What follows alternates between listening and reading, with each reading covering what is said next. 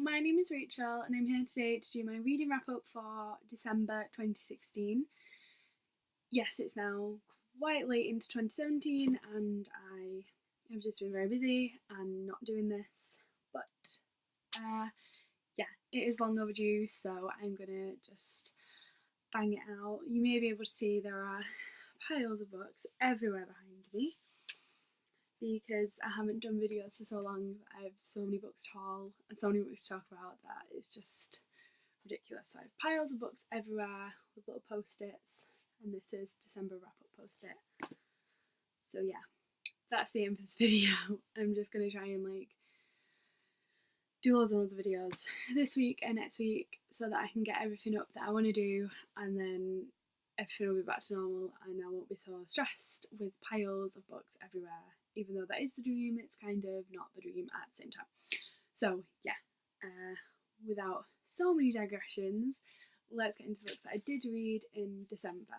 So as you know, if you've watched any of my videos before, I do the books in the order that I rated them from lowest to highest. So I'm going to start with the lowest. Only actually finished 5 books this month, well, in December, which isn't the best, but I had a really good month and I did loads of fun things. So yeah, I was just busy, and that's probably why. Actually, I might have finished 6.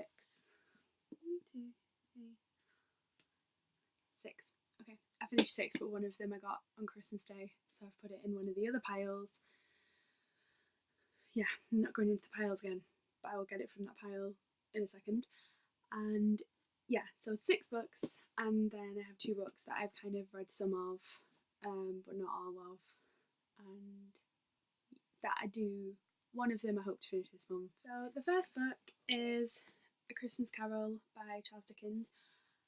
Not the whole edition because it is massive, but just A Christmas Carol.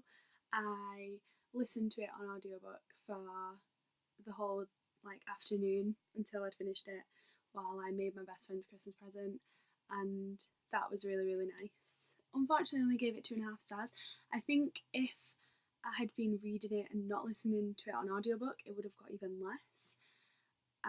Obviously, everyone knows, or it's taken as a fact that Charles Dickens' works are just kind of wordy and that does make them difficult.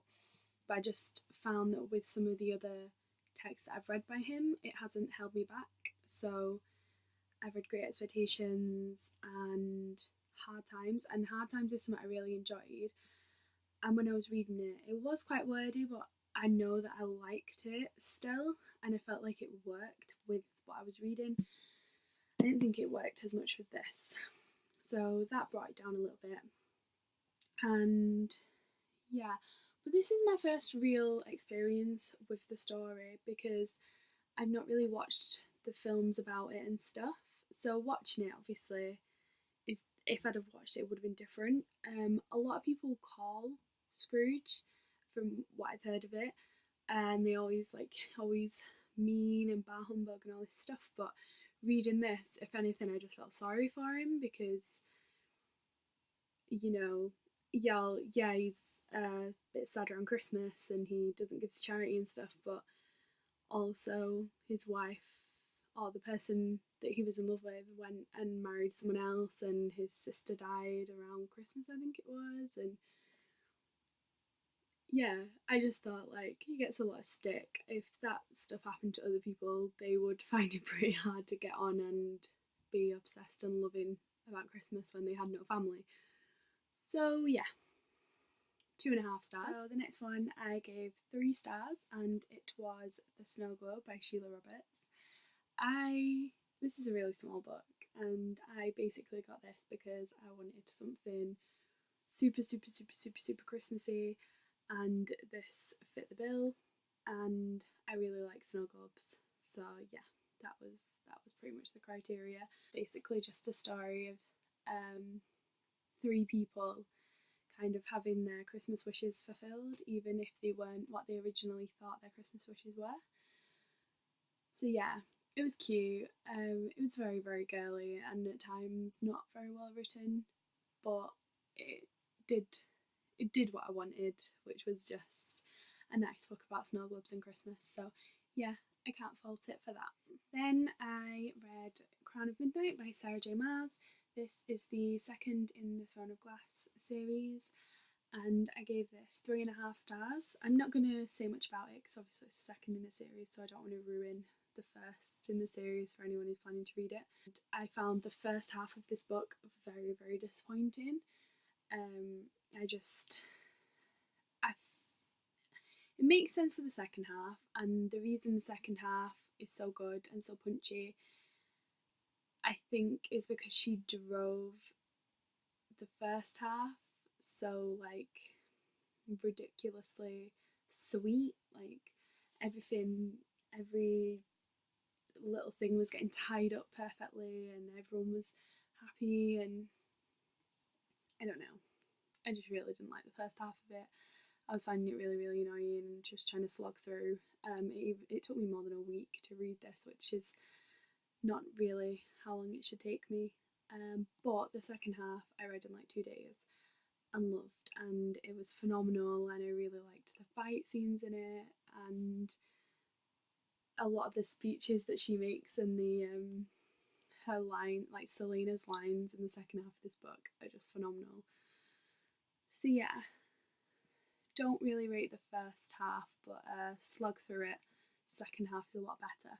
So yeah, second half saved it to 3.5 stars. The next book I got on Christmas Day, and it's a present from mum and dad.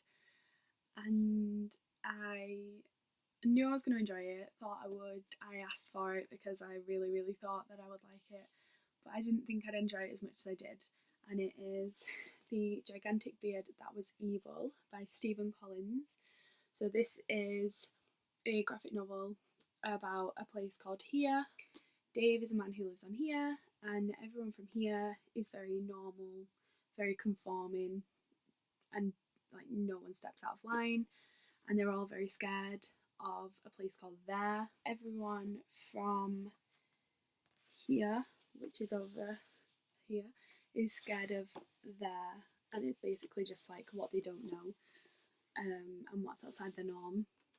And yeah, me and my girlfriend were in bed on Boxing Day, and I took some coffee off and was going to read this in bed because she is a heavy sleeper and I am not. So I just get up early and read until she wakes up. But I brought the coffee up, and I don't know, I think she asked me to read some to her, or she was like, "Oh, I'll read it with you," or something like that. And we ended up taking it in turns to read it to each other. And it was just one of the cutest, happiest times ever. It was just really, really nice. And yeah, this is hilarious, like satirically hilarious. And the artwork is phenomenal. Like the whole thing is in black and white, but just the drawings are just like so beautiful. And I just think they're really, really funny. It's just really funny. I just can't do justice to how funny it is. So yeah, basically he starts growing this beard, and this beard starts growing and growing and growing and won't stop, and it's not normal, so no one accepts him. And yeah, really, really enjoyed this. It's one of my favourite graphic novels that I've read so far, I think. And then the next two books I gave 5 out of 5 stars. The first was one that obviously got 5 out of 5 stars, and it was Harry Potter and the Chamber of Secrets, the illustrated edition. Every single one of these is going to get 5 stars. I can say that now, and I'm nowhere near having read them. They're not even published, but they will. Because the story is Harry Potter, always 5 stars, and Jim Kay is absolutely perfect. Even begin. I gave that 5 out of 5. I don't really need to say much about that because you know what it's about. But yeah, I think these illustrated editions are definitely one of my favourite things to come out of this year. Obviously, I know the first one came out last year, but I didn't start reading them till this year. And yeah, definitely one of my favourite things to come out of the year. So, really enjoyed them. And then the last one kind of took me by surprise. I have heard of it getting really, really good reviews and saw it in Waterstones and just decided to buy it, but I wasn't expecting it to be as good as it was because it's very short and like the page count is very short, but then inside the book is also very short because it's kind of wrote in verse but not in verse, and poetry but not poetry, and very, very weird. But it is Grief is a Thing with Feathers by Max Porter. I'm glad I read this in 2016 and not 2017 because I feel like it's been the year for this book. It's just done so well, so I'm glad that I managed to just fit it in at the end of the year. I read this in a day and I literally bought it and just flicked through a few pages while I was waiting for the train and could not stop reading it, and I had to walk home from the train station, and I was texting my girlfriend all the way home from the train station just like, I wish I was home already. I need to, like, I can't think of anything else. This book is everything basically, and it's just perfect. And basically about a family that has lost the mother and wife, and a crow comes to look after them. It's loosely based around Ted Hughes's Crow poetry collection, which I now really, really want to read, and then reread this, and then reread this again, and reread it again, and reread it again, because I'm just so in love with this. It's got post-its everywhere. Like, I think what I loved about this book was that it flowed and just felt perfect, even though it wasn't perfect, and it didn't try and stick to rigidly to like literary kind of subjects. So like he talks about piss in it and he swears in it, and you know it's not like this nicey literary thing. It's very raw, but it was so effective because of that. Yeah, I mean, I can't do it justice, but I'm going to try and like read some quotes from this to kind of show you how beautiful it is. I remember being scared that something must surely go wrong if we were this happy, her and me, in the early days, when our love was settling into the shape of our lives, like cake mixture reaching the corners of the tin as it swells and there's grief and there's impractical obsession. Oh my god, I'm just reading all these quotes and I just want to read it again, and it's just, oh. Describing grief, he describes it as, it is everything, it is the fabric of selfhood and beautifully chaotic. It shares mathematical characteristics with many natural forms. There's a part when he is listing the chapters of his book that he was writing, and oh my god, I'm spoiling it, but I really want to. It's just, oh yeah, if you've read it, you know the bit I'm talking about, and it's just the most simple, obvious thing. It's obvious to say what he says in that part, but it just, oh my god, it's just heartrending. I cried like 3 or 4 times reading it. It was just perfect. Everything about it is perfect. It's definitely up there with like my favourite books of the year. So I haven't actually filmed that video yet, obviously, because the piles aren't going down. But I will be filming it in the next few days, and this is definitely going to be in there. Just, you know, spoiler alert. So look out for this. And also, if you haven't read it, I know that it's been very popular this year. Loads of people on BookTube have been reading it, so you probably have read it. But yeah, if you've not, just go out and get it. I know it seems like it's getting a lot of hype, and sometimes you get worried that a book won't live up to it, but I really think that this will.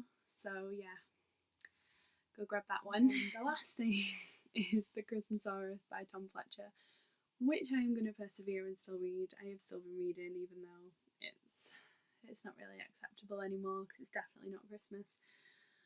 But I am really enjoying it. It's just that I'm only reading it when I go to bed. All my other books I'm reading around it, and this I'm just saving for like one chapter before bed. So yeah, still not finished, but I mean, I'm like 100 pages off the end, which isn't too bad. But this is adorable, like super super cute. So yeah, I will definitely finish this, and this will be in my January wrap up, which will be weird, I think, but I don't care because it's good and I like it and I want to finish it. And yeah, it's really really good. So yeah, they are the books that I've read in December. I had a really really good reading month actually. 2, 3 of the books I read are going to be involved maybe in favourite books of the year. Maybe they are, but I feel like I shouldn't give it away, but they will be. And yeah, I didn't read loads, but the books I read I was really happy with. So yeah, I'm just really really happy with my reading month for December. So thank you very much for watching, and I will see you over the next 2 weeks a lot, because hopefully there will be a lot more videos to show you. So yeah, thank you very much, and I'll see you next time. Bye!